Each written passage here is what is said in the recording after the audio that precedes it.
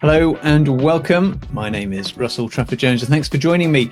This is Broadcast Focus, a show where we look behind the scenes of the broadcast media and entertainment industry by chatting to the people who make it happen. Now, this is a small independent channel, so thanks for everybody who supports it by liking and subscribing, but just watching is absolutely fantastic. Thanks for being here. There's something for everybody, I hope, whether you're technical or otherwise. And this time I'm joined for the third time by ex-BBC engineer Peter Wietzel, who's been talking us through how Teletext works. The first two episodes are already available, so feel free to check them out in the description or in the cards above. For those of you who need a super quick intro to Teletext, it's a way of sending up to the second information over the air as part of the TV signal. With a Teletext-enabled TV, getting news, TV listings and more is as easy as pressing a couple of buttons. Now, no longer available in the UK, there is a simulation of Teletext. And here it is. This is NMS Ceefax. We've looked at this before. We won't go into it very long, but I did want to just quickly show what it looks like. And if you type in numbers, then it will look through and get the latest info. This is being regenerated from the BBC website and transmitted as teletext within a simulated environment. But yeah, that's what's on tonight. Peter, welcome back to the show. Thanks for joining us again. Well, it's very nice to be back. So I think we just want to plow straight in. I think do you want to give us a quick update on what we've covered so we know where we are? And then we're going to kick off with subtitles, one of the most important features, I think, to be honest. Yes, and what we've covered so far is what Ceefax is in terms of a service and how it was used and how it was put together and how the BBC distributed it across the countryside with regional services and combining Teletext from a different range of things, mostly the Teletext serviced Ceefax, which we've just seen the simulation, but also mentioning in this session the subtitles and then data broadcasting. These are minority in terms of the amount of bandwidth taken compared to the text service, but are both, as Russell has said, very important parts and usages of teletext. Okay, let's start with subtitles. The text service, as we saw, goes on all the time. Subtitles are intermittent. They only happen when somebody speaks. In terms of handling the subtitles through the network and through the systems, they go with the program, not with the channel. News, being something that Ceefax would carry, is what you would see on BBC One or BBC Two. Subtitles go along with the program, the news or EastEnders, and they actually occupy a bit of the video waveform, which sometimes gets blanked by vision mixers. It's close to the picture, so it can be easily carried through, but it can get lost very easily. I actually, in the design of systems, which I talked about in the last episode, enabled us to be able to specify that all programs were to be transmitted at a technical level, which was assumed to be the video, the program audio, and the subtitling, and actually was enabled to make that public statement ahead of the editorial targets because we didn't have enough subtitling staff to actually subtitle absolutely everything. We now, from the BBC, specify that we will do 100% of programs. That does give us some problems with live, but for every single pre-recorded program, it is so relatively easy to go and transmit subtitles. Subtitles typically are just 2 rows of text. So we actually transmit them on lower row numbers in the page normally. They sit at the bottom. And these are the sequence of packets that we would put out. A header which says, I'm a subtitle, and my page number is 888. And then 2 rows of subtitles. They actually start with a double height character for the 2 rows of text, and then a header that closes the subtitle. That means that any decoder should then immediately have displayed it if it hasn't already displayed it as each row of subtitle has been received. In case somebody was joining the program late, we actually repeat the whole thing again 4 seconds later, with one subtle difference is that the header doesn't say clear page, It just transmits it to add on effectively. It overwrites. That just basically means that the people watching television have got subtitles immediately. They press the subtitle button. Within 4 seconds, they've got something, even if... within 4 seconds. Yeah, if it's a long scene, I guess something could be on the screen for 5-10 seconds. Yes. In fact, I don't know whether it still is the case, but for DVB subtitles, which is used in the digital television services, there actually is a maximum length that the coder assumes that the subtitle is going to be on air for, and that's around 9 or 10 seconds. So we've probably got 7 or 8 seconds display time for each subtitle before it changes. And these row numbers, earlier we were talking about pairs of lines where there was a line number for field 1 and line number for field 2. Are these only on first field?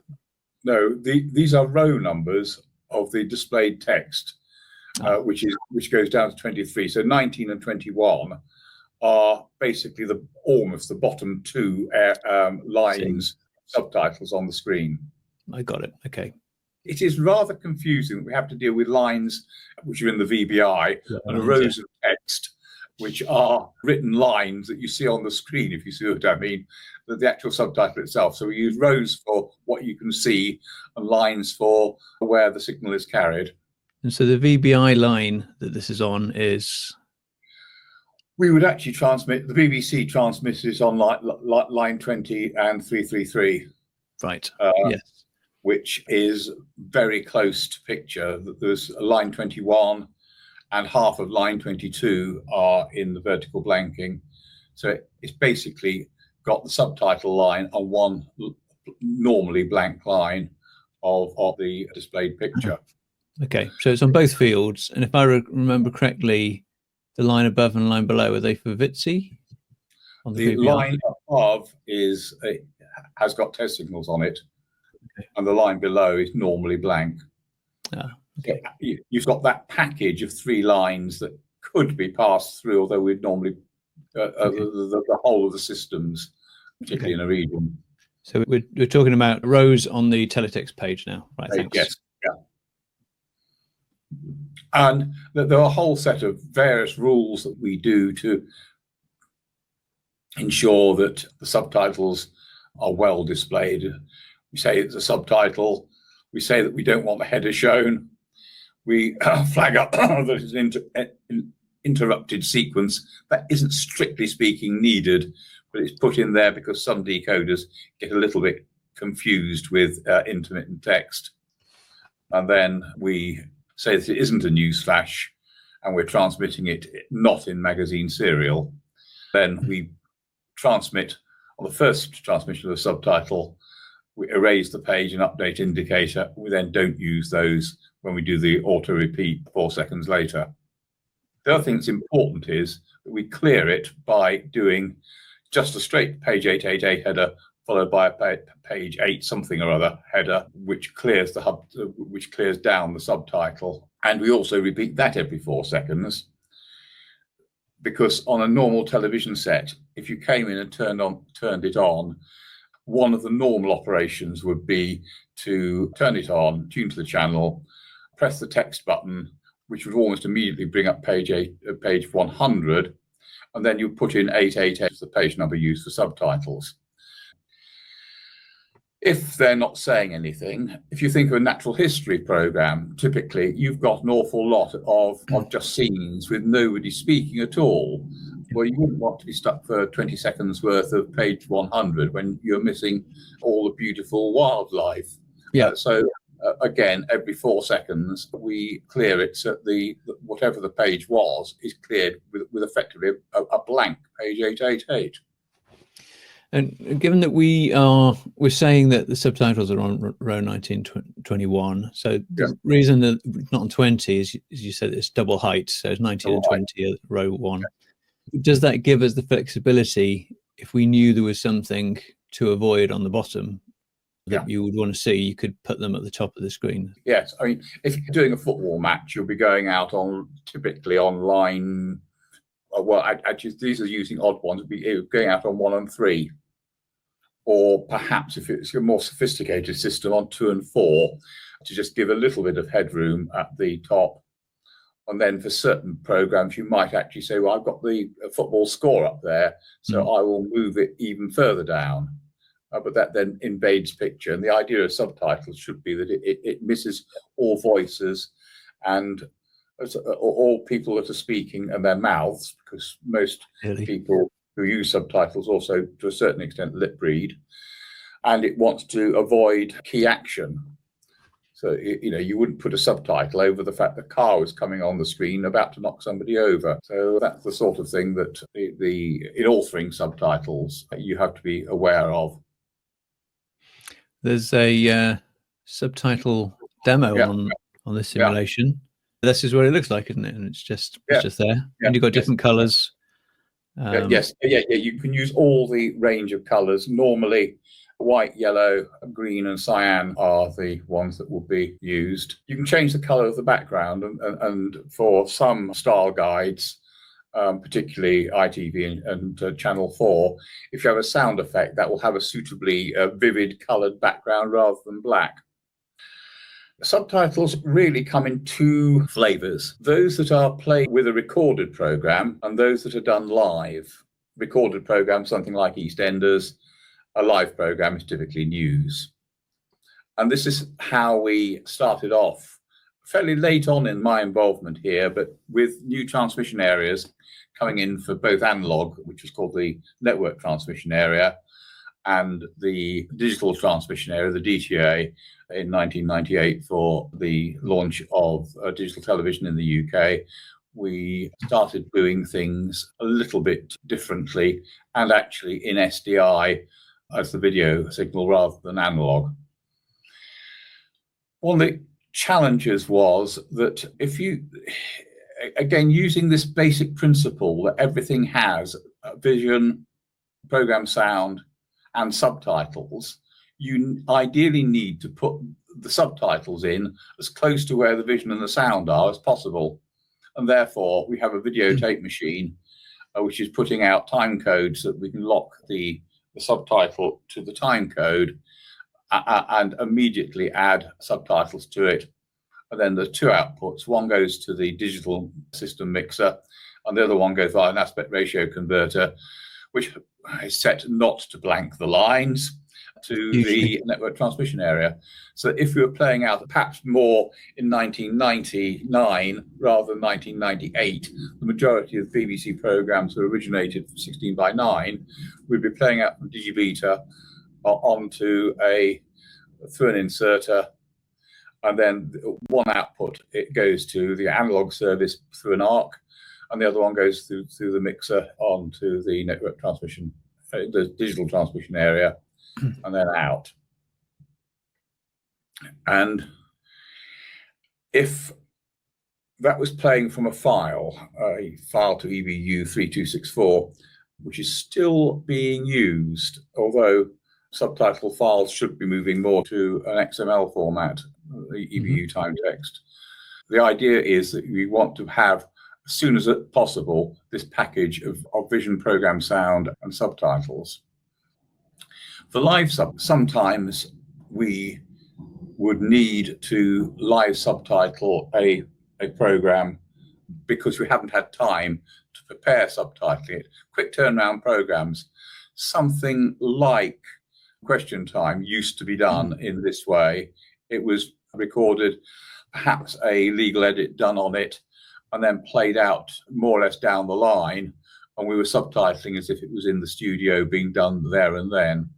And the live subtitling would be sending data over a serial link to the inserter and to add it in.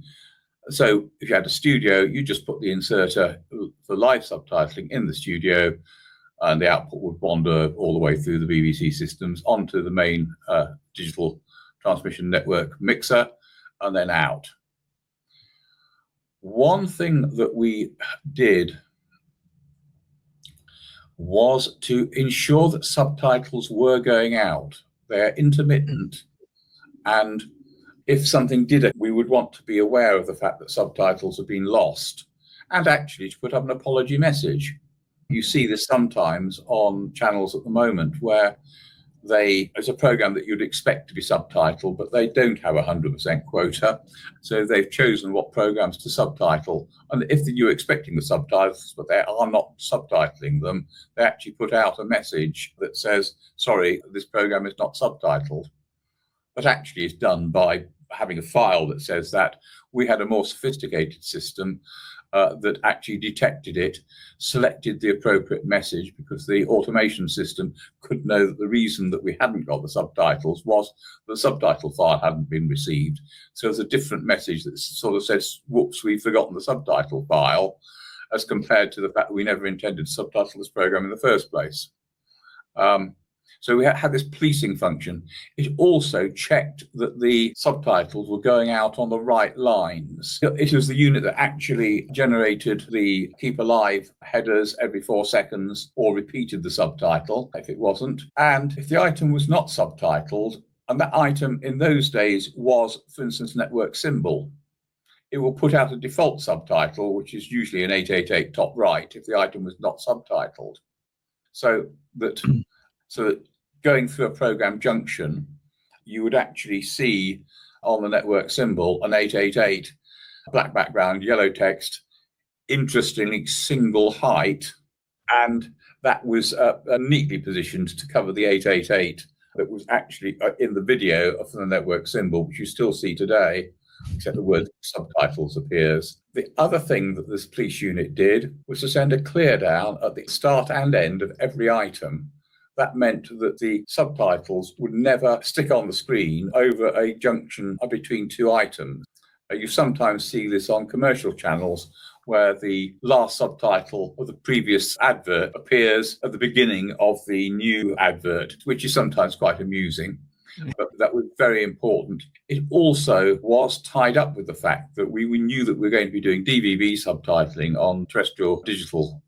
And we actually also sent a complete, rather than just saying, here's a new subtitle which has got nothing there and not transmitting any line, we actually transmitted every single row from 1 to 23. This gave a signal to any downstream equipment that this was actually the end of a program. And that could be used to reset the epoch in the DVB subtitling encoder. I don't think it ever was used, but it was something that was very useful to have in our armory, because particularly the original DVB subtitling decoders in the set-top boxes were not exactly the world's most rugged device. And to sort of reset them every program was not perhaps a bad idea. Fair. And just in case we had got a program that was meant to be subtitled, that we'd lost the subtitle somewhere, in extremis, it would act as a live inserter so that we could actually put out subtitles. I don't know whether it's still the case, but basically the intention was that the BBC subtitling team would have somebody as a standing by to run live subtitles at all times, just in case the subtitles broke, so that that's the only way of getting anything close to 100% subtitling. Having got a unit on the output of the transmission suite, it was quite nice. We hit a slight problem with the active format description, the AFD. This is metadata in an MPEG stream that says what size and shape the picture is. And some decoders that we had in the output chains couldn't understand the AFD information that was going out. Actually, VI, strictly speaking, turn it into an AFD in the MPEG stream. So we actually use subtitles to signal the aspect ratio, whether it's a 4:3 picture or a 16:9 picture, by putting in the subtitle headers, because they were happening sufficiently frequently. A useful trick. Of course, it took up no extra space, because what it was doing was using 8 bits in the subtitle header. And we would have a unit at the other end that just decoded it. The data bridge that we spoke about in program 2. Origination, this is interesting. When you're sitting in the transmission suite, you need to know what the file name is of the file that you're playing out, what the current time code is, what for the subtitle, it's in time and it's out time. What we did was we actually created 2 page 8.8s that went out simultaneously in the same vertical blanking interval. On lines 8321 and 9322, we transmitted that file name and timecode information. And on line 2333, we had the intermittent subtitles appearing. We were transmitting on page 88, so 8 line BBI lines 8 and 9 and their complements, because we had to update that information every frame, and that enabled us to do that. And then on the output of the transmission suite, actually the police unit, it would only allow subtitles on line 20 and 333. Therefore, the additional information that was on lines 8 and 9 just didn't get through. This meant that anywhere in the transmission suite, you could see what the subtitles were doing with their in and out times, and the file name was right. It also had another useful property, which was that most normal television sets do not decode subtitles on their own because it's intermittent. You do actually require a continuous teletext clock. Well, there we've got three rows of constant teletext going out, plus an intermittent bit for the subtitle. So a normal domestic television would work perfectly okay and decode the subtitles, which saved you quite a bit of money on specialist subtitle decoders. So in the regions, it was rather sort of the same, but an awful lot simpler. At the time, you would not have any prepared subtitles. So it's entirely it had really 2 requirements. One was to pass through any subtitles that were coming in, or to add live subtitles to what was going out. So a source with subtitles would bridge the Vision mixer, because the Vision mixer would usually remove line 20, and undercome the live subtitle.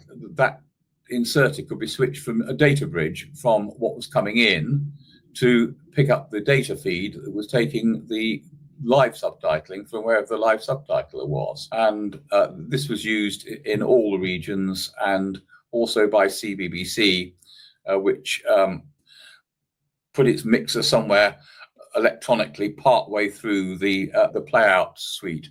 So in fact, the source with subtitles could be was one of those videotape machines that I talked of before, that had an output that went to the digital transmission area and through an aspect ratio converter to the analog transmission area. Well, there was a third output which went to CBBC, which then got looped back in as an outside source into the transmission mixer. SDI provides some nice little problems. SDI itself, as we all know, is 13.5 megahertz sampling. We happen there to have got something which is very close to a data rate which is half of 14 megabits per second, which is very close to 13.5. So putting teletext in SDI really came in 3 generations. Generation 0 just took an analog waveform, had an analog to digital converter, and that produced the analog waveform as in represented in digital, just as if it would do for the picture. That was all well and good, but if you're generating the waveform, wouldn't it be nice to take the data from a live subtitle feed or from the subtitle file and directly modulate it as teletext in a digital form? The first generation simulated the digital waveform by pulse width modulating in the SDI. If you were very clever about exactly what sample you used and at what amplitude, not necessarily very fine quantization, you could actually get an output that when it was turned back to analog looked quite presentable. It looked totally horrid in SDI, but it really did work very well. It had the correct filters in the digital to analog converter. But it was at the time about the only thing that we could do with what was available in silicon, the FGPAs then. Mm-hmm. There's an interesting feature here. Subtitle teletext itself has an active line that is longer than an active line of video, and it has that timing tolerance, so it can be 400 nanoseconds earlier than the timing reference or 1 microsecond less than the timing reference, which is 18 samples of SDI, which again gives you interesting things if you're trying to decode it straight from SDI into the teletext text, certain decoders just assumed that it was all perfectly timed and didn't have this floating 18 sample window to get it going. So very interesting work there, saying, well, we've got an analog waveform, we have it in digital so that it looks good enough in analog, but it doesn't actually look that good in SDI. You didn't need it to look good in SDI, though, did you? That was just a carrier. No. It's just a carrier. Yeah. Second generation, the FGPAs were a lot faster, and we actually had a particular shaping of the pulse that made it look actually better. The output of the SDI unit was better than any PAL unit that we'd ever seen. And technically, we merged the functionality from what was an inserter, which is a sort of one in, one out, perhaps a data in, or data bridge, which has got video in, the text that you're bridging in, and an output, into the 6-input data bridge that we spoke of earlier. So actually, we, rather than having two boxes, we could actually do it all in one box, which would do everything, which was first done for the nation's analog from digital project in 2002. This is the fact that as the regions, so that the nations, Glasgow, Cardiff and Belfast, could generate their analog output from their digital input, thus saving an analog circuit, which in those days was very expensive. Well, it was a bit cheaper than it had been, but it still was an extra cost. And having got that, we also installed it in the broadcast center for the main network playout. It generated Presfax, which is the internal next junction information, which was then decoded in the nations. It also did program delivery control as well. So it really was a box that did everything, which was very, very nice. It kept your spares holding down. It meant that if you wanted to do something, you just knew that a DTP 600 was the box that you would put in, and it did whatever you told it to do. Actually, getting those in the first place was a bit exciting, because the first set of prototype boards got dropped into the box etching tank by the printed circuit board manufacturer. So I spent a very useful afternoon on the phone to various health and safety people about how you fish multi-layer printed circuit boards out of the bottom of a tank containing cyanide and similar nasty substances. It shows you have to be very capable of doing all sorts of things. This is a picture of Presfax. Yes.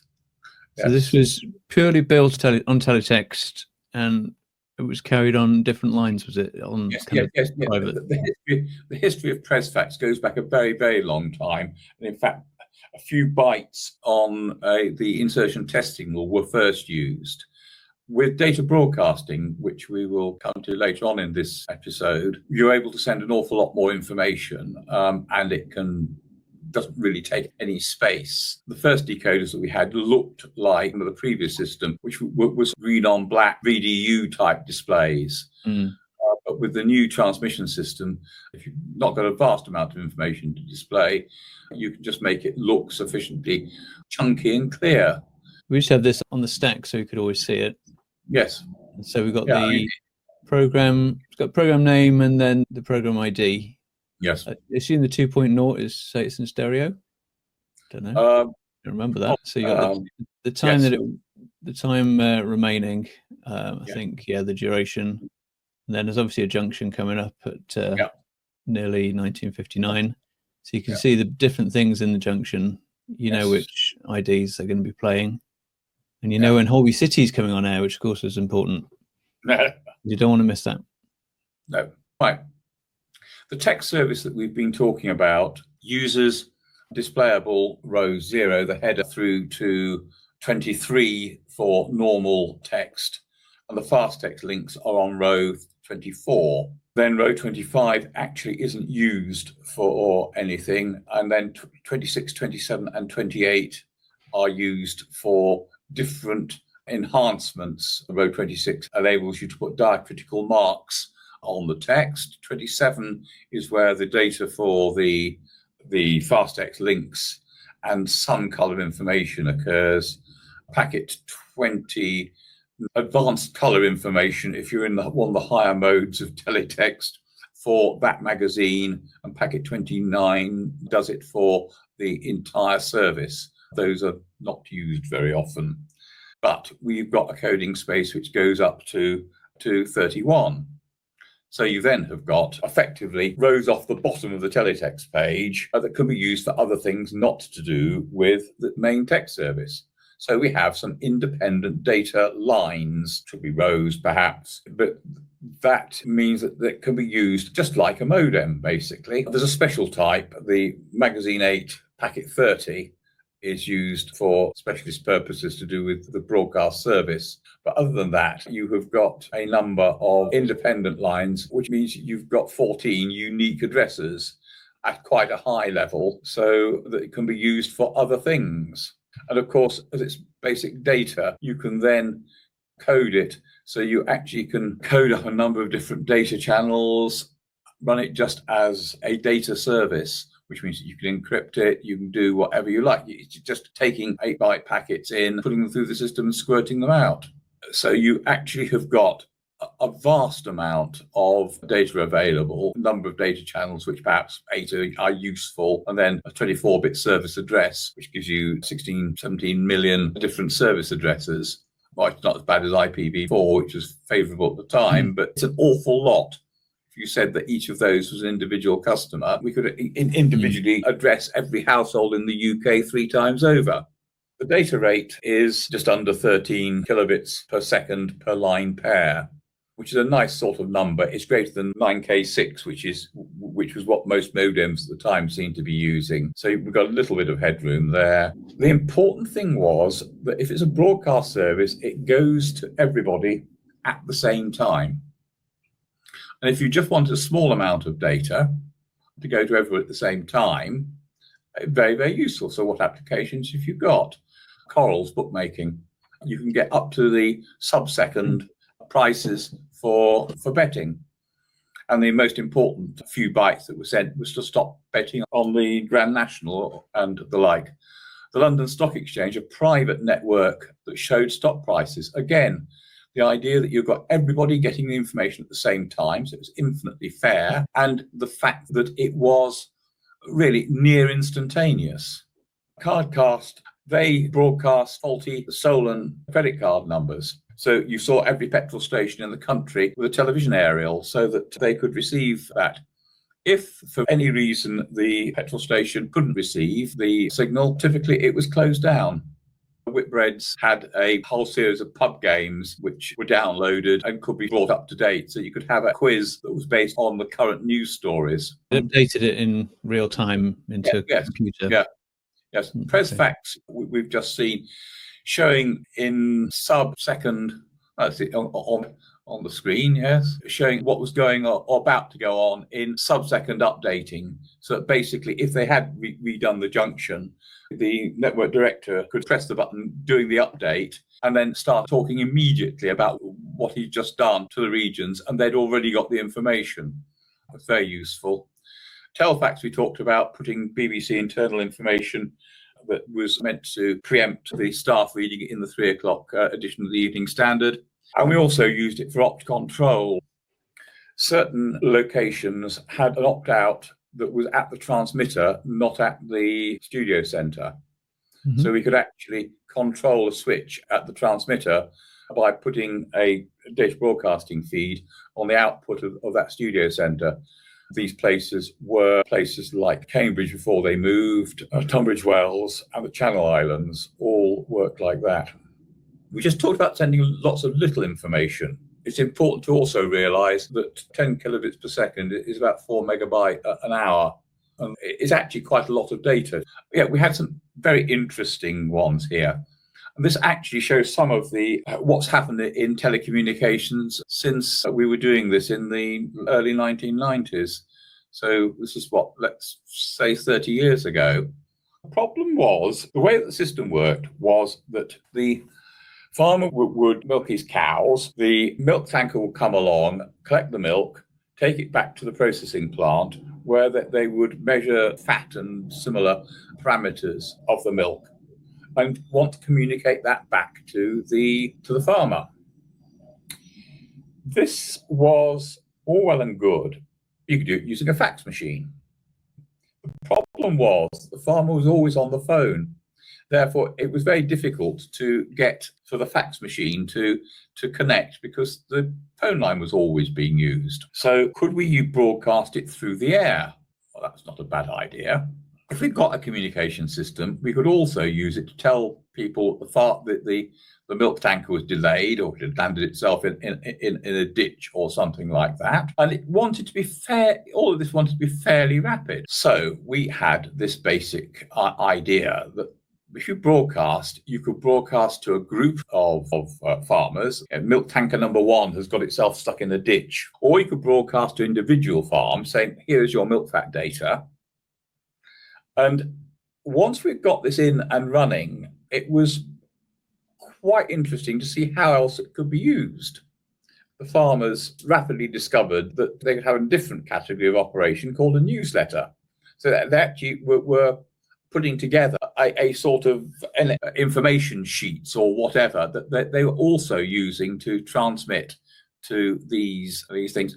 Sometimes it was actually that somebody was at a stock sale and was actually telling you the price of heifers and pigs and hoglets and the like.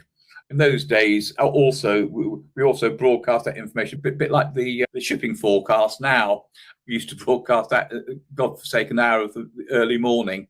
So there was a situation where we were broadcasting effectively to the whole country, but actually going down to individual farm level just to get the right data. Let's see what the next application we've got is audio. Our dear friends in Wales wanted a Welsh commentary on the internationals for S4C. Now, the problem that they had got was you'd have 2 links out of the site, main and standby radio link. One would be carrying sound and effects plus BBC Wales sound, and the other one will be carrying an international sound, i.e. the actually subtly different music and effects type channel of the sound round the ground. So how do I get a Welsh commentary out? Well, again, you can use data broadcasting. We've got a complete blank vertical blanking interval. So if we hijack 10 line pairs of that, we can put an abtext encoded audio at 128 kilobits per second out in the VBI. There was an issue with a 1 frame offset in the audio compared to the program, the international sound. So you needed a fairly clean commentary that didn't have too much of the effects in the ground. It did actually work remarkably well. You could actually put it out on both feeds so that you actually was duplicated if you had to do it. But it was a very elegant solution. Was this over the air? On the ground to the studio centre. Yeah. Okay. So 2 microwave links, one carrying let's call it the BBC mix, and one carrying the international mix with the Welsh commentary in the VBI. Okay, got it. But that would just use a standard abtext encoder, had a D-type plug on the back. We just double-ended cord that went into the data broadcasting encoder. Of course, the 1 frame offset soon came back with Dolby. Yeah, well, the one, yes, yeah, yes.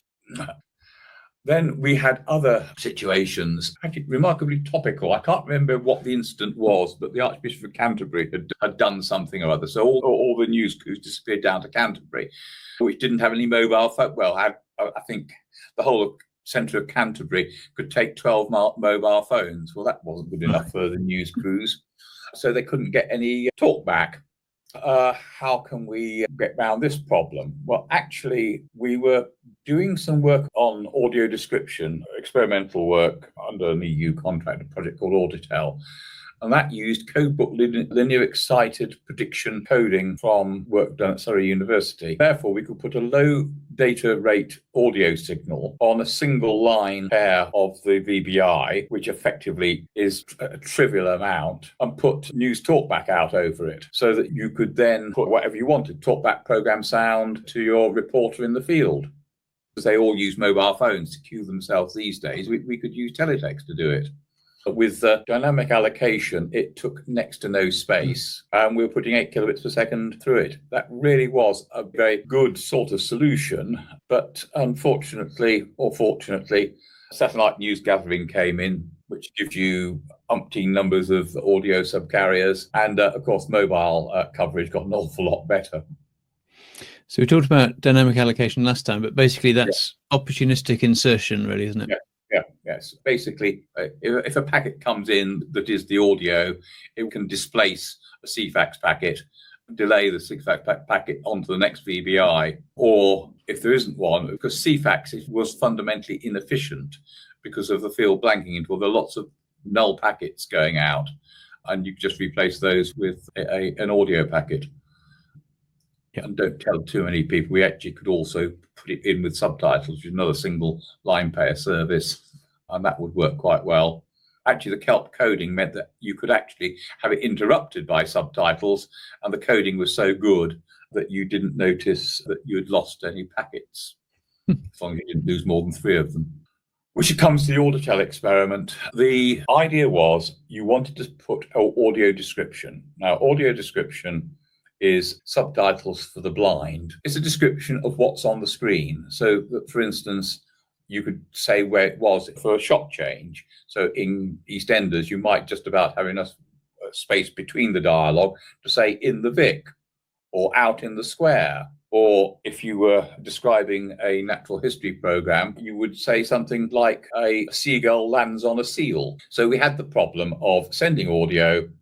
We actually wanted to have the ability to fade the program sound out, and it would be good to be able to pan the voice of the describer in analog television. This was a European project. It actually ran in 2 phases, and the BBC was not involved in the first phase. For the first phase, they said, well, 11 kilobits per second NICAM channel. In the NICAM multiplex, there is actually this peculiar channel which is just pure data, which has no use to a certain extent. It's a bit like the fact that Teletext uses the blank lines that aren't used by picture in a television waveform. Well, here we've got a data channel which was not being used in the main stereo sound distribution. So let's try and use it. Problem with using NICAM was that television distribution does not maintain NICAM. You decode and recode at every regional centre in ITV. This is mainly in ITV. NICAM was a bit difficult to distribute. We're a lot easier now, actually, because, of course, all ITV programmes are played out centrally. So you have a one-to-one correspondence to the transmitter. Another slight alarming feature was that it was discovered that the chipsets in television sets were defective. And if you did exercise this 11 kilobit per second channel a little bit more than you might think, although perfectly legitimately, rude noises came out of the left channel of the program sound, which was not a good idea. Phase 2 was far more practical. Both BBC and ITV employed describing team, and a lot of work was being done. So we actually were transmitting it for real on the air. As NICAM didn't work, and Norman Green, who really did an awful lot of pioneering work of Teletext and the ITV network, was effectively Director of Research Engineering, we moved to Teletext. And therefore, if we used a low bitrate audio, it would fit in 1 line per frame for ITV.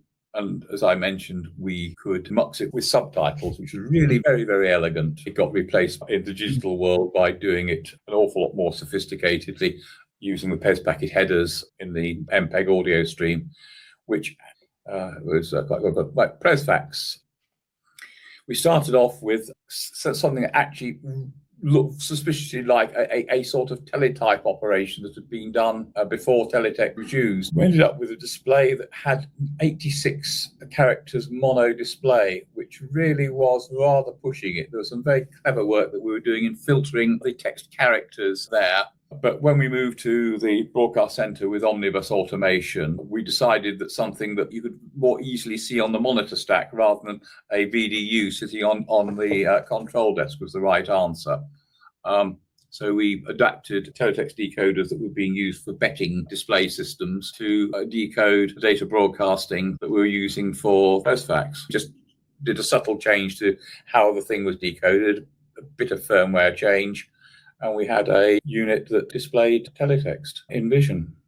Coming off the first version of the Presfax decoder, we got quite a sophisticated remotely controllable character generator. At the time, the majority of BBC viewers off a single transmitter were carried by Dover, which was received by the Calais relay and sent by coax to the Low Countries where the cable companies used them.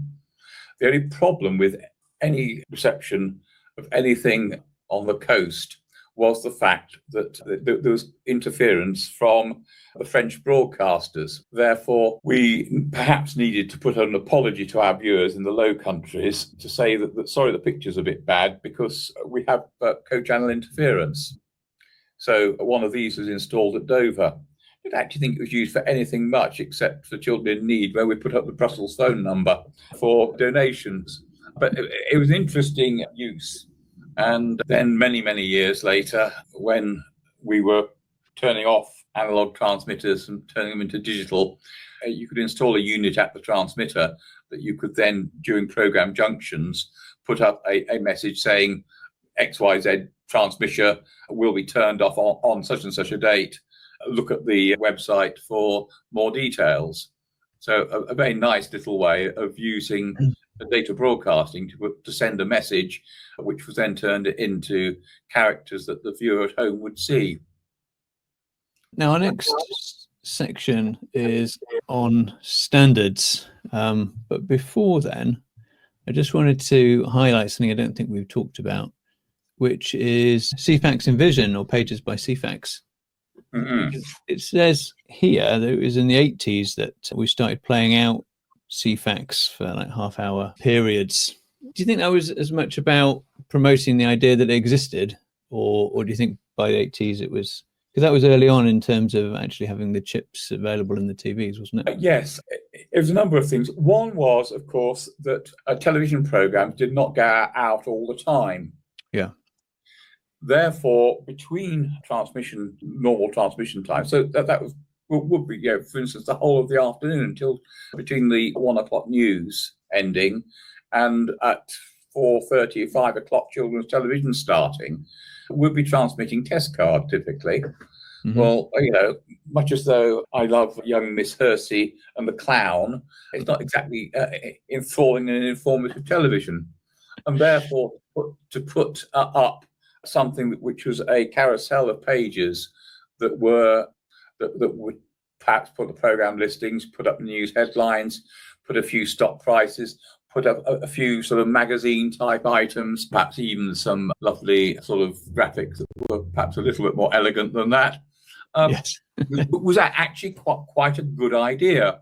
And we actually would perhaps even be using higher levels of especially decoder that actually could display higher levels of teletext than was normally being transmitted, just to make it look prettier.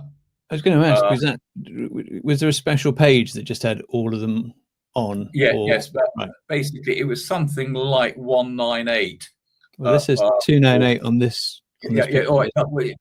So it's a 98. I knew it was 98. Yeah. That would be fed by the editorial system, a list of pages that would then be sent down the page 198 or 298 slot, one after the other. So it's a multi-page set that was perhaps 20, 30 pages long, all on page 198, 298, that were selected by the editorial staff and sort of just put in a queue. There were other units made. You would have a command page, which had the list of the pages that you had to pick up from the normal service, which is a little bit more flexible and didn't require you to do anything with the editorial system. You could just say, okay, I've got my television out. I've got these pages that I'd like editorially to put in. Yes. That one's 198, that one. Yes, Well, I think 198 was on BBC One and 298 was on BBC Two. That makes sense. So at home, could you watch 198, or was that just something? On home you could watch 198. All right. Okay. On to standards. If you wind back to 1972, 1974, when Ceefax was being developed and put on air, the government took great interest in this, and the Department of Trade and Industry formulated the Green Book, which I have a copy, This was a very, very comprehensive document. It looked at every single thing that you could possibly put in Teletext by different ways of coding, including music and kanji characters. Problem was it was seen by everybody as being a very national standard. It was the UK way of doing things. Actually, I was involved in the decision to ask the European Broadcasting Union to formulate a specification that was designed to be used by broadcasters that covered the things that were actually being broadcast in Europe at the time. So we moved from a national book, which was mind-bendingly comprehensive, to the European Broadcasting Union setting a standard to take the features that were being used and make it into something that was very broadcaster-centric. Basically, EB 492 took the bits that said, okay, if you've got a Ceefax-like service, a Subtitle-like service, a data broadcasting-like service, what actually the bits out of the Green Book that you need to have and reflect, and throw away the kanji and music notation. I got involved through the IET in persuading the government that they should release the Green Book to the EBU and let the EBU sort it all out. But then around the early 1990s, it was very clear that although there had been the cooperation of the chip and set manufacturers back in the 70s when Teletext was being developed, television receiver manufacturers were doing strange things. And wouldn't it be a good idea if we all sat around the table together, the broadcasters, the equipment suppliers, the television set manufacturers, and the consumer electronics television set makers, to actually hammer out what we actually needed, put right some of the things that were wrong, or to explain in more detail why something was being done. And therefore, the European Broadcasting Union had a joint technical committee, which is what JTC stands for, with ETSI, the European Telecommunication Standards Institute, which pulled together the broadcasters and the consumer electronics manufacturers. I was asked to lead this group on behalf of the EBU, and so assembled myself for the BBC, covering all UK text operations, which is quite interesting. So I was equally able to support SkyText or Oracle or Teletext Limited, SwissText, which, like Teletext Limited in the UK, was the only teletext supplier to profit, IRT, the sadly now defunct joint research association between the German and Austrian broadcasters, ARD-ZDF, the German broadcasters, and RaiText from Italy, with consumer electronics, who have an organisation called ECAM, which I can't remember what it stands for, Thomson, Philips, surprisingly Sony. Pulling into those, we had Philips Semiconductors and Siemens Semiconductors as well, because it's no good having chipsets that don't decode things or chipsets that don't interface with the television set. What I did was to pull in two equipment manufacturers, Softel and VG, both of whom were probably the leading manufacturers of systems that Ceefax would use, and some subtitling systems. So we've got a sort of level, even from the broadcasters. Some of the broadcasters' representatives were engineers, some were the editorial staff. So we pulled everybody together, which is now everybody just assumes that these sort of things happen. But this was around the time that the DAB were coming together, which again used everybody that was involved in the whole value chain to work out what had to be done, rather than a bunch of techies in one room working out something or other, providing something that was not what the editorial staff would actually want. Great fun. ECAM is the European Association of Consumer Electronics Manufacturers. Yes, yes. The thing that was most useful was to make it look better. The idea of being able to carry more language sets, make more colours. I mean, yellow, blue, cyan, black and white is a bit limiting. So could we have a few more colours? If they could be redefinable, that was quite a good idea, so that you perhaps, as a broadcaster, could choose a background which was unique to you. There were some matters about exactly how you changed from graphics to text and vice versa. Wouldn't it be nice to have some characters that you could draw yourselves, because the basic graphics characters, which were basically 6 blobs per character position, was a bit coarse. And because widescreen televisions were perhaps coming with Power Plus and other things, if you had a 4:3 picture, could you use the space to one side or other of the picture, or both, to display teletext? I mean, you see this an awful lot actually today in the real video on the football or the Formula One operation, where you've got textual information down one side of the screen. We were looking at doing that in Teletext, and another higher level, just doing more and very artistic things. Those are the visible enhancements. The technical enhancements were very important here. We needed to get the specification to be clear. I'm not saying that the specification previously was not, but we were trying to define what was normative, which thou shalt, that must be done, an important feature, or just informative, that gave a bit of the background as to why you were trying to do something, or the sort of custom and practice that sort of put the context in, so that whoever was writing the software for the decoders or the control interface for the television set actually work out what we were trying to achieve. And as well as doing that within the specification, we also wrote a series of codes of practice that explained it in a more sort of practical level than the formal sort of restrained language that you have to write specifications in to be unambiguous. The major innovation was a thing called a magazine inventory page. This was if you had a television set that had memory in it, because memory was now beginning to be cheap, well, at least cheaper, you could store all the pages. So that, let's assume that you were transmitting pages with the repetition rate of roughly once every 14, 15 seconds. You could grab all the basic single numbered pages, non-multi-page sets, guaranteed to catch it in under 30 seconds, and store the whole lot. And you then had a viewing experience, which meant that you were never ever waiting for a page to appear. And I have to say, that operation was very, very slick, and it made teletext viewing very, very different. The problem is, how do you know that somebody has cancelled the page or somebody has added a page? The memory management of something that is catching whatever is coming through the air is a little bit hit and miss. Therefore, if you transmit a page that says these are the pages that we're meant to be transmitting, which is information that is readily available, the decoder can then decode that and organize its memory appropriately. And so that was a major addition.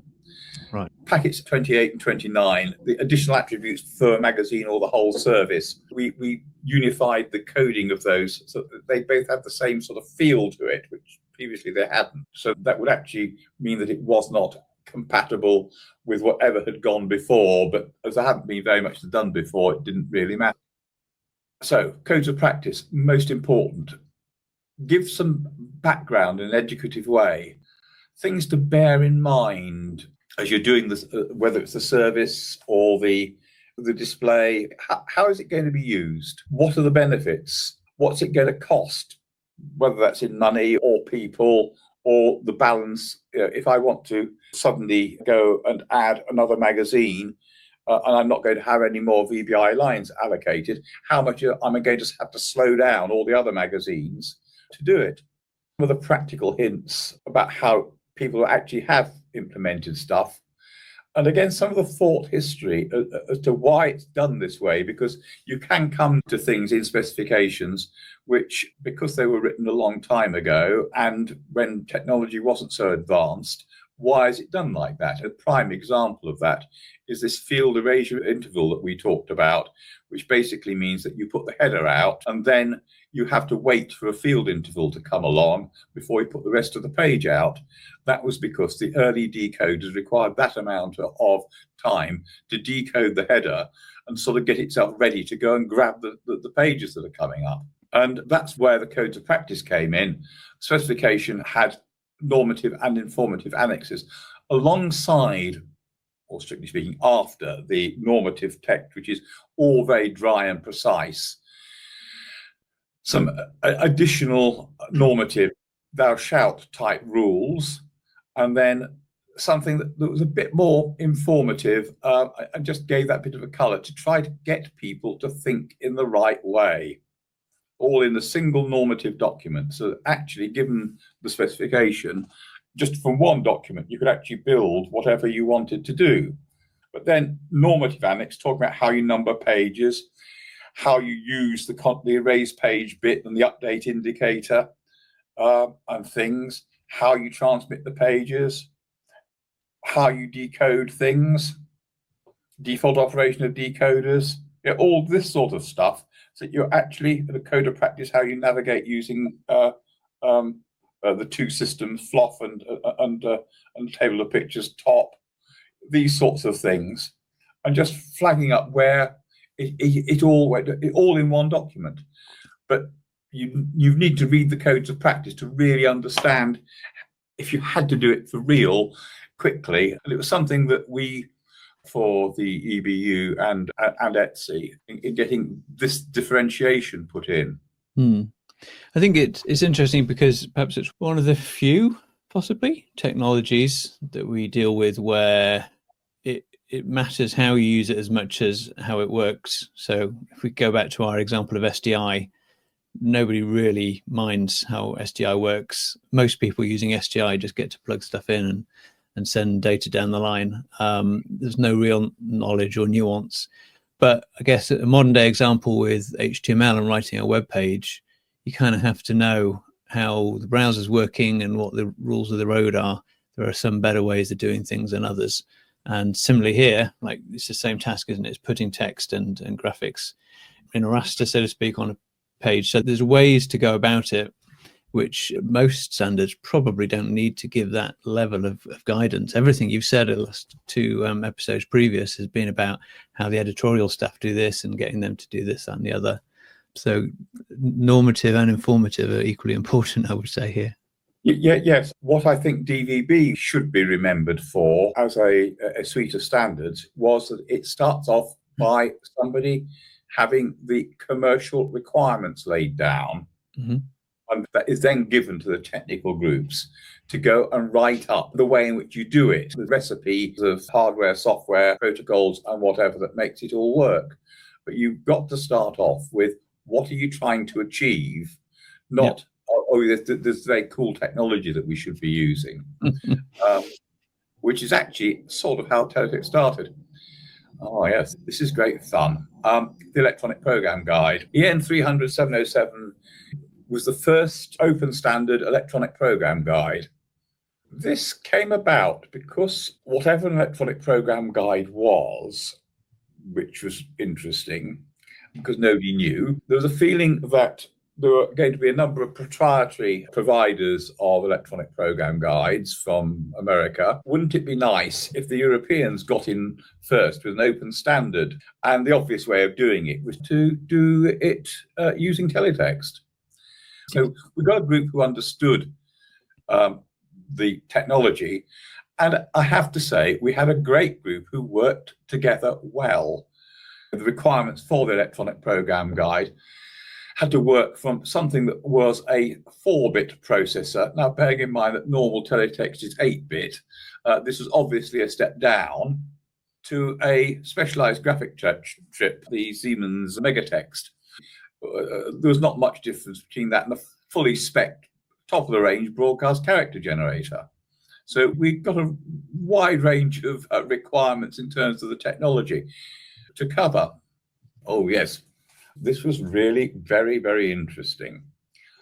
In the UK, on BBC Ceefax, on Teletext Limited, on Skytext, you could find the listings for BBC One, BBC Two, ITV, Channel 4, when Channel 5 came along, Channel 5, and on some of the channels that were carried on the Sky analog satellite platform. So that tech services had both the sort of parent broadcasters services, the opposition, and yet even more opposition in terms of listings. This was unique. Rai Uno would only carry Rai Uno's listings. Right. All right, in Germany, ARD and ZDF cross-carried their listings, but they didn't cover anything from RTL. And the idea of electronic program guide, which is across a platform which enables you to see everybody's programs, was a bit strange. The fact that an electronic program guide could be operated by somebody who was not a broadcaster. And then, who actually owned the look and feel? If it was an EPG operator that wasn't a broadcaster, would they make it look not like the parent broadcaster? And of course, how are you going to fund all of this lot? And the answer is advertising. So you had to have something that worked like that. And getting the broadcasters to actually acknowledge that they might actually be carrying the program listings of another broadcaster was a major effort, and they just couldn't see it. Now, because we had come in the UK, had developed this environment where in a lot of ways the Ceefax or Teletext Limited service were they were an additional service sort of on the top of the television, rather than being linked into the television programming or the broadcaster. Because after all, Teletext Limited didn't produce any video or any audio. They were entirely a text operator.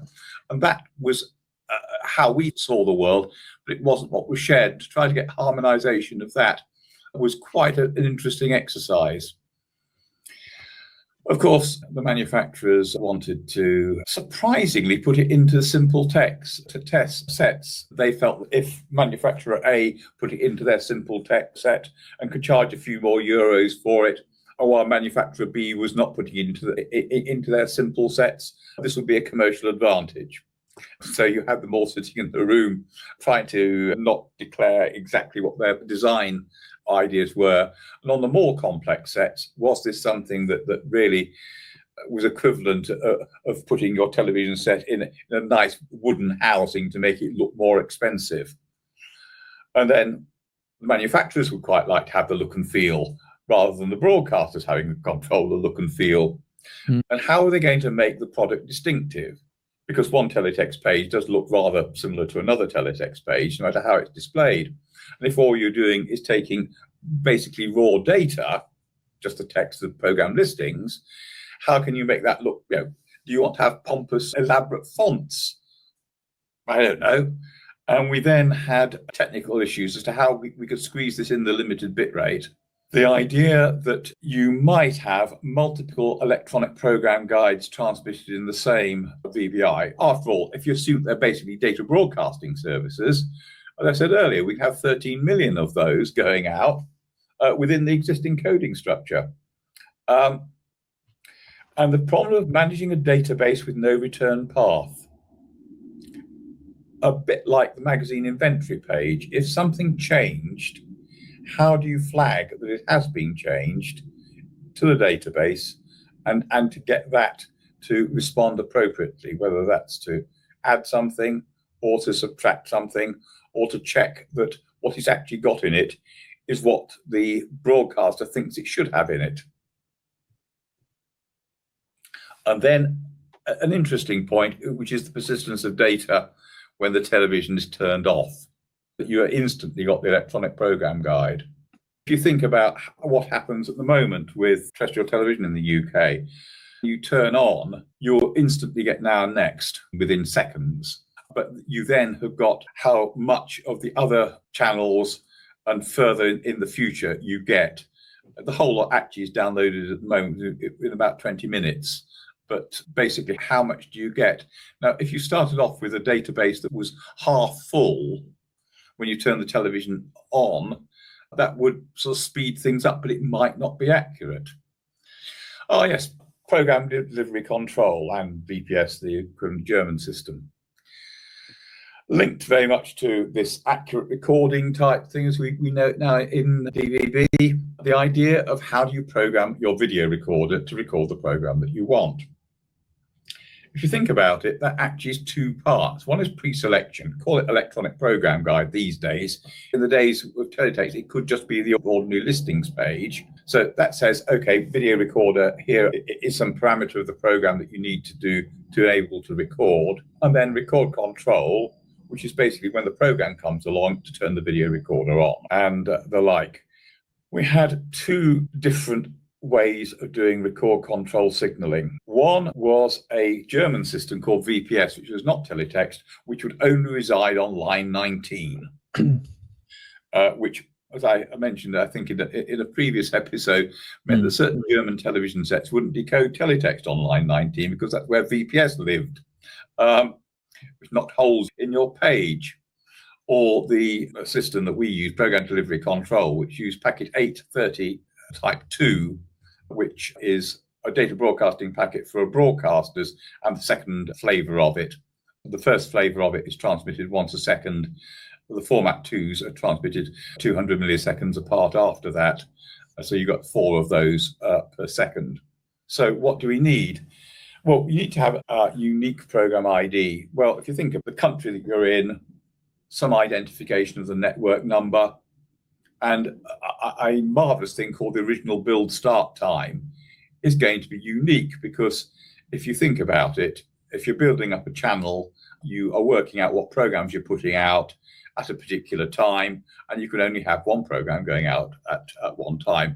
And therefore, if you make it the original build time, that is a unique combination. So that therefore gives you a program ID which can be stored, transmitted into a Teletext listing page by using packet X30, X26. Those are the other uses for those pages. Those packets are for diacritical marks. And the basic format of this is it gives the X and Y character position on the screen, and then followed by the program ID. So we then move to how to do it. The Channel 4, using Intelfax as their text provider, we're using one label channel for record control. BBC wanted to have a more sensible way of, reliable way of getting the start done. So we waited until Gemstar with their Video Plus system came in, which basically just programmed the recorder for the channel and start time. So if I recall correctly, Video Plus, like in the Radio Times magazine, you'd see a number next to the program. Yes. And then you type that number into your video recorder, and it would just be at the right time at that point. Yes. And then that otherwise there would be no way, if you put your thing on at 8 o'clock, you wouldn't have any way of timing it, would it really? Would there be no connection? Yes, and the Video Plus code was very clever, because at normal time, sort of on the hour and the half hour, there were very few characters in it. But if you've got something that was like sort of 3 minutes past the hour, that would be an eight-digit number. So if you wanted Coronation Street, EastEnders and the like, there was a 3-digit number, and most of them were 4 or 5-digit numbers, or you could do it.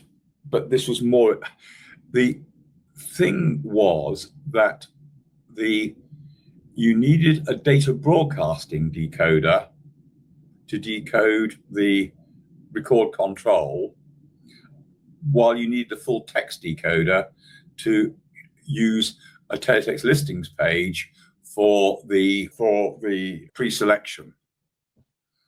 And if you're a video recorder manufacturer, you would not want to put an expensive Teletext chip in. So most of them didn't. They used a data broadcasting, especially designed a PDC decoder that was sort of an 8-pin chip, rather than being a 36 or 38-pin Teletext decoder chip.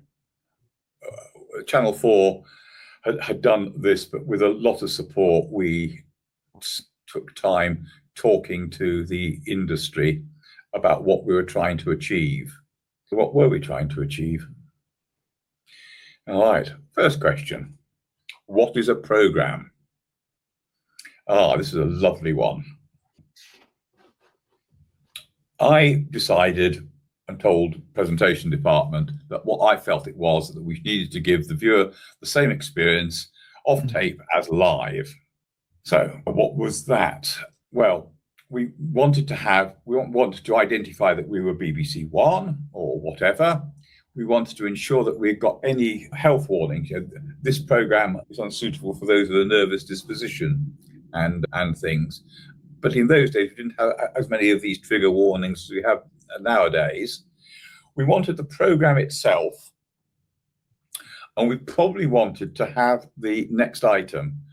That could be that we had the action line, if you've been affected by items in this program, or it could be promoting the next episode of the program or something else. It also meant that we guaranteed to get the end of the program, because there's nothing more annoying than you not getting the end of the program. Mm-hmm. We have to remember, in these days, there were none of these squeeze backs and goodness knows what else at the end of the programs. There was actually no BBC blocks on the front end of programs either. So it was network symbol, the program, and have you been affected idea. That was the BBC. Others might have different ideas. It could be you just take the program. That's one extreme. The other one could be that if you're a commercial broadcaster, you take the ad break before the program, or the ad breaks during the program, and the ad break after the program. It's up to you to decide. So you had to decide what a PDC program was versus the recorded program. It could get very complicated, but we worked out a starting rule and a stopping rule.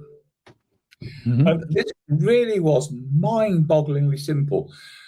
We actually had gone through, there was a phase where somebody else had tried to work out what it was and came up with all the various situations.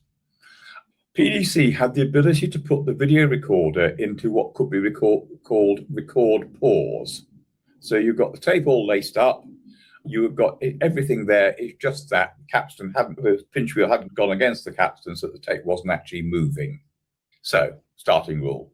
30 seconds before the program start, i.e. the start of symbol, send a packet out to say PRF set, let's put it into record pause. You did that unless the vision mixer was in hold. If the vision mixer was in hold, you didn't know when the next program was going to start, therefore there's no point in queuing up all the video recorders. At the start of the last item before the genuine program, clear PRF, that's record play. Therefore, it unpaused itself and went into play. If you suddenly discover that you have got the program is already on air, you put out the PDC code at once. That covered the fact that all of this lot was predicated on an automation system and a schedule. If the network director just pressed the take next button, you had to be able to respond very rapidly. And then at the end of the program, next item after the end of the genuine program, i.e. we got the health warning or the action line reference, you then would send out stop packets, at least 5 of them. And then if the starting rule hadn't already started, you continue doing that. So we were explicitly stopping the recorder from recording during interstitials. That was necessary because you could have a situation where you were using PDC to competitively obstruct the competition. You could overrun the end of the program, which would mean that the video recorder was still recording your channel, but that then meant that the video recorder couldn't change channel to pick up somebody else's channel. At the time, there's an awful lot of very interesting goings on about exactly what time Coronation Street started at hour, which was 29 minutes past, and there's other nefarious goings on. This is because the theory of it was that the video recorder should be sitting there all the time, scanning all the channels all the time, but not recording, just see if the program label had changed.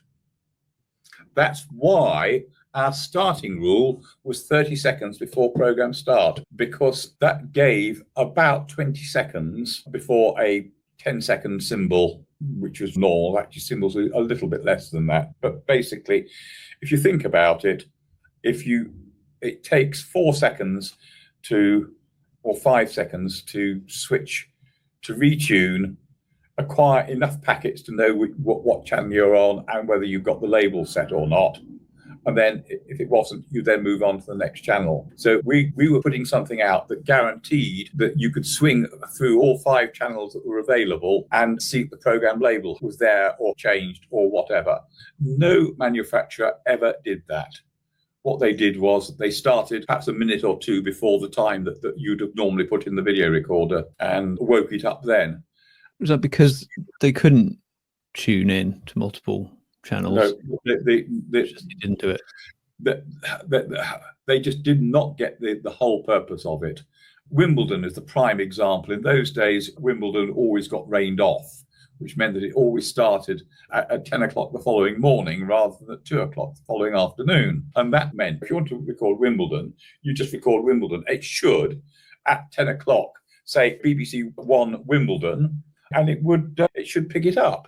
But of course, it didn't turn itself on until 2 minutes before 2 o'clock in the afternoon. It really was that they just did not get the idea that this is what the requirement of the broadcasters were.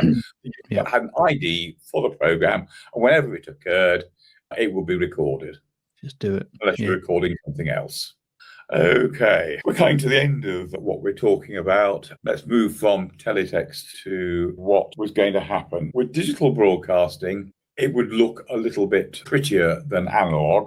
So would there be an opportunity to effectively send web pages or web-like pages to digital televisions? Although there's a DVB spec there for teletext, if the television could take HTML, if you put a genuine mode in it, you could actually have a very simple internet viewer in your television set. However, the BBC had decided, the ITC and the BBC had decided that the answer was not to go to HTML, because actually HTML in those days was very, very primitive and didn't actually look very good. But into MHEG5, which was a broadcaster's or screen-derived way of coding and displaying information, which otherwise known as red button text in the BBC. So you actually were able to get stuff that looked more like stills from television than the rather chunky graphics that you got on teletext, or the semi-chunky graphics and layout that you got on the internet in 1996-ish. The example there on the left TV, by having the better text, it almost kind of shows how little text there ever was. For me, it kind of changed the relationship, because you kind of used to having a page full of text. Yes. I mean, there's a lot of this was perception. The other thing, of course, was that web pages are designed to be viewed fairly close up, and teletext or MHEG5 is sort of viewed at 5 times the picture height. Definitely, sometimes without your glasses. So yes. I mean, MHEG had other advantages. You could take quarter screen live video and embed it in, which is what's happening on the left. Use simple animations, which is actually what's happening on the right. And that was, policy by the UK broadcasters or broadcast regulators to make digital was something that was different from analog.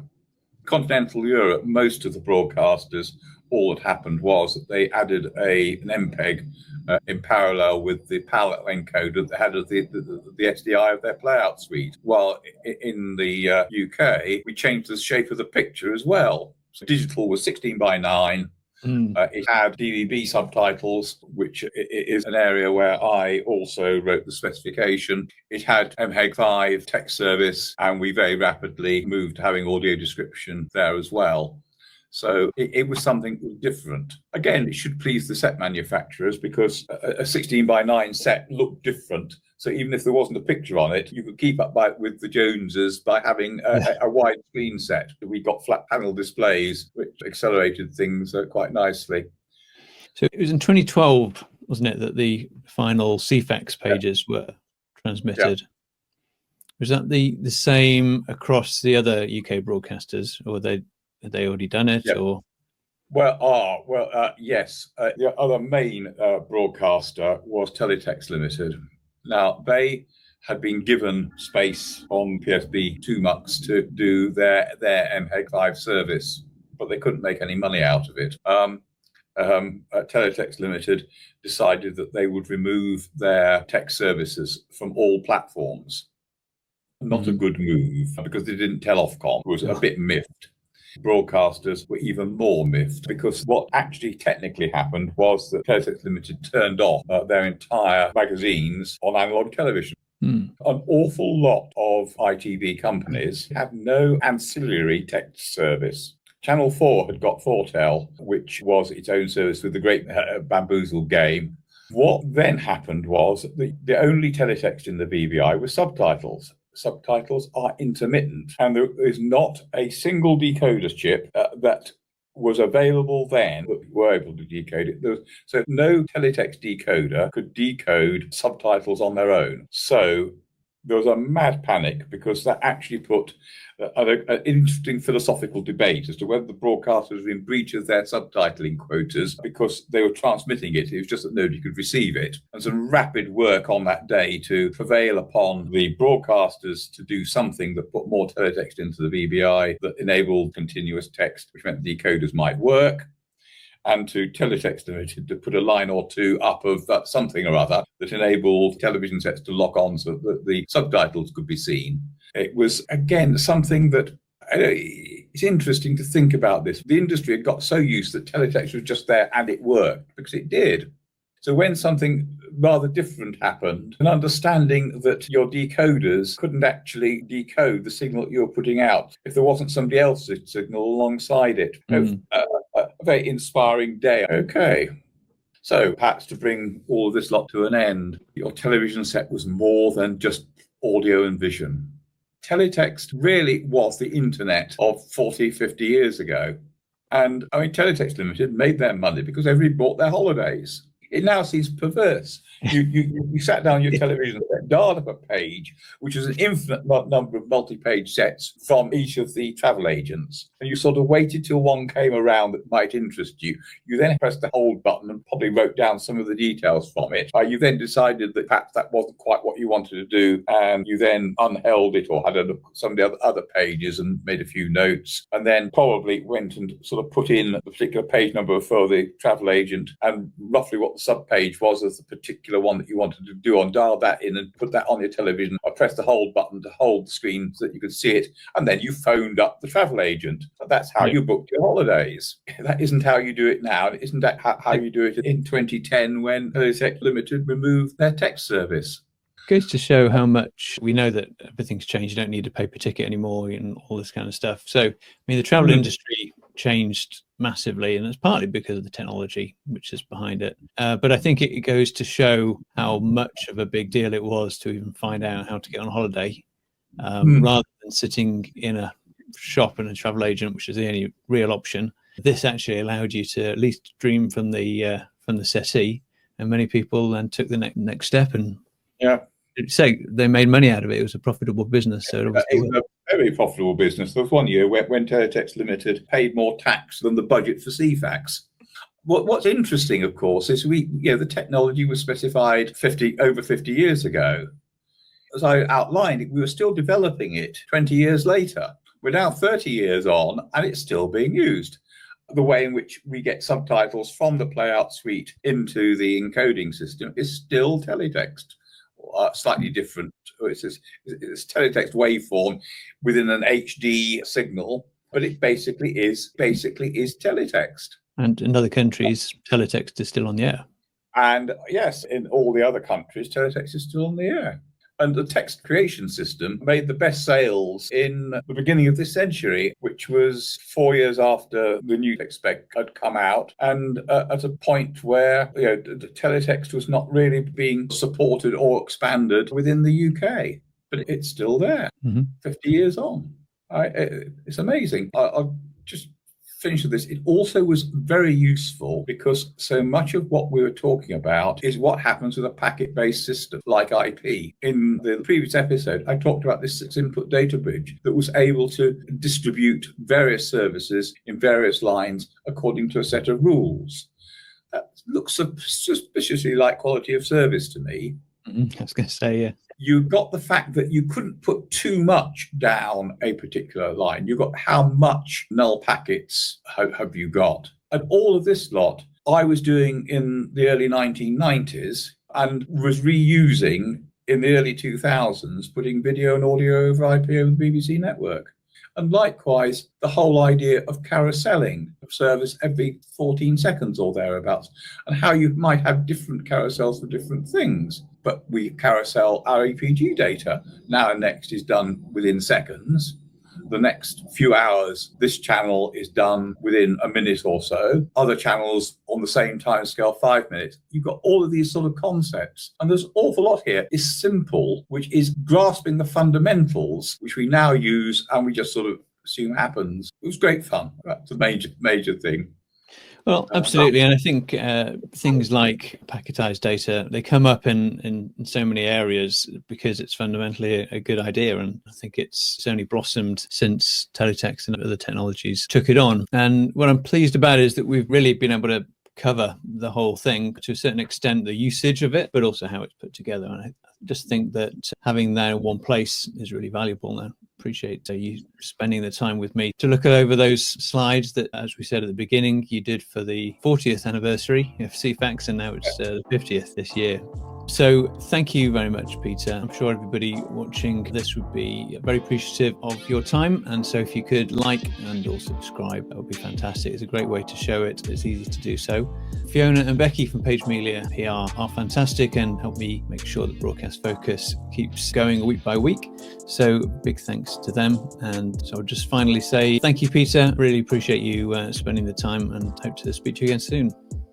Thank you very much. It's always good to try and pass on the information, things that I've discovered, so that people can exploit it and perhaps not make the same mistakes as I might have done over the years. Thanks. Bye-bye.